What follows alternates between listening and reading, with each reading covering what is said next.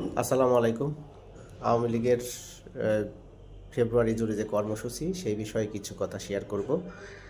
5 তারিখের পরে কিন্তু দেশের পরিস্থিতির যে ঘটনাগুলো ঘটেছে সব কিছু মিলে কিন্তু মনে হয় নাই যে আওয়ামী লীগ এত তাড়াতাড়ি কোনো কর্মসূচি দিতে পারবে, তারা তাদের নেতাকর্মী মাঠে নামতে পারবে, তারা কোনো আন্দোলন, কোনো দলীয় কর্মসূচি পালন করতে পারবে, সেগুলো কিন্তু তখন মনে হয় নাই। কিন্তু বর্তমান প্রেক্ষাপটে বৈষম্য বিরোধী জামাত, বিএনপি সব কিছু মিলে যে পরিস্থিতি সৃষ্টি হয়েছে দেশে, এখন আমাদের বাঙালিরা আসলে এমনই, খুব তাড়াতাড়ি মানুষকে ভালোবাসতেও সময় লাগে না, মানুষকে ঘৃণা করতেও সময় লাগে না।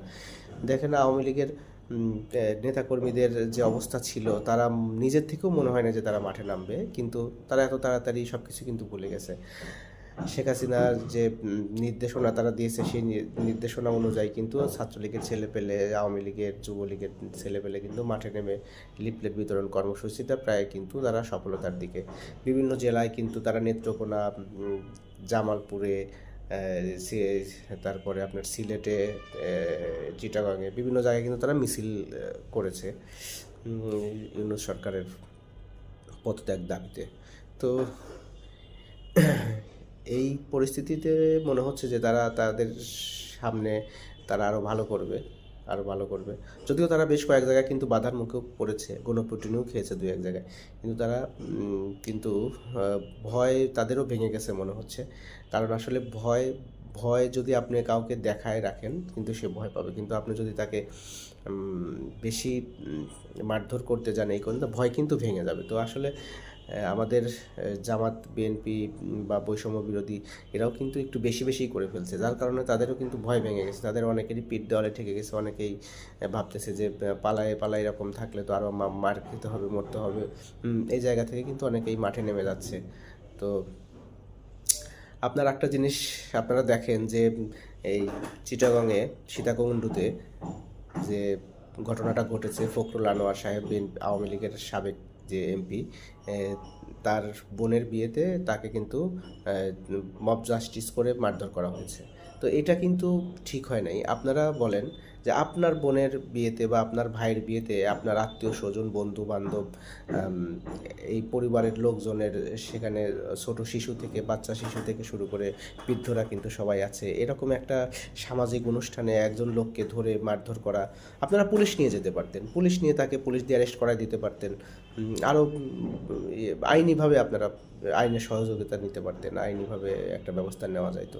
কিন্তু এইভাবে লোকজন গুছায় বাড়িতে 5 মাস পরে, এখন তো আন্দোলন চলছে না, আন্দোলনের সময়কার ব্যাপারটা একরকম আর আন্দোলনের পরবর্তী ব্যাপারটা কিন্তু একরকম। আপনি চাইলেই কিন্তু আইন হাতে তুলে নিতে পারেন না, কিন্তু কিন্তু সেটা কিন্তু করা হয়েছে। এইটা আমাদের নীতি নির্ধারকের, বর্তমান সরকার, বিএনপির যে কেন্দ্র নেতারা আছে, জামাতের যে কেন্দ্র নেতা আছে, ছাত্র সমন্বয়কদের যারা কেন্দ্রীয় নীতি নির্ধারক আছে, তাদের সবারই কিন্তু এই ব্যাপারটা কিন্তু ভাবা উচিত যে এইটা যদি জনগণ যদি করতে থাকে, আইনের শাসন যদি না থাকে, তাহলে কিন্তু আপনারা সুবিধা করতে, নিজেরাও কিন্তু সুবিধা করতে পারবেন না। আপনাদের কর্মীরাও কিন্তু আপনাদেরকেই, তাদের হাত লম্বা হয়ে গেলে, তারা যদি আইন অমান্য করা শিখে যায়, তাহলে আপনার সিদ্ধান্তর বাইরে গিয়েও তারা কিন্তু আপনাকেও অ্যাটাক করতে পারে।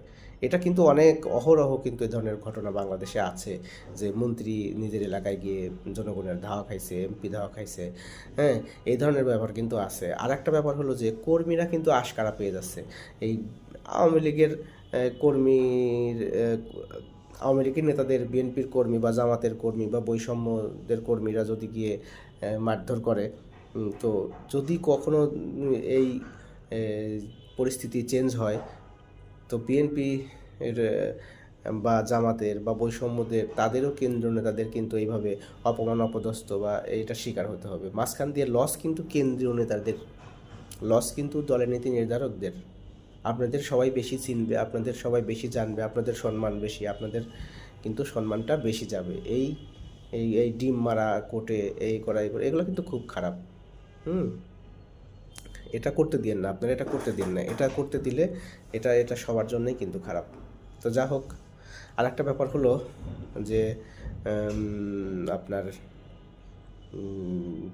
দেশের বিভিন্ন জায়গায় কিন্তু আওয়ামী লীগের নেতাকর্মীরা কিন্তু পুলিশও কিন্তু বিভিন্ন জায়গায় নেতাদের ধরতে গিয়ে বাধার সম্মুখীন হয়েছে। হ্যাঁ, এগুলা কিন্তু একদিনে তৈরি হয় না, আস্তে আস্তে বিভিন্ন পরিবেশে মানুষের কিন্তু ভয় ভেঙে যায়। আপনারা মানুষের ভয় ভেঙে দিচ্ছেন। হ্যাঁ, আইনের শাসন প্রতিষ্ঠা করেন, দেখবেন সব কিছু আগের মতোই চলছে। ঠিক আছে, ভালো থাকবেন। আসসালামু আলাইকুম।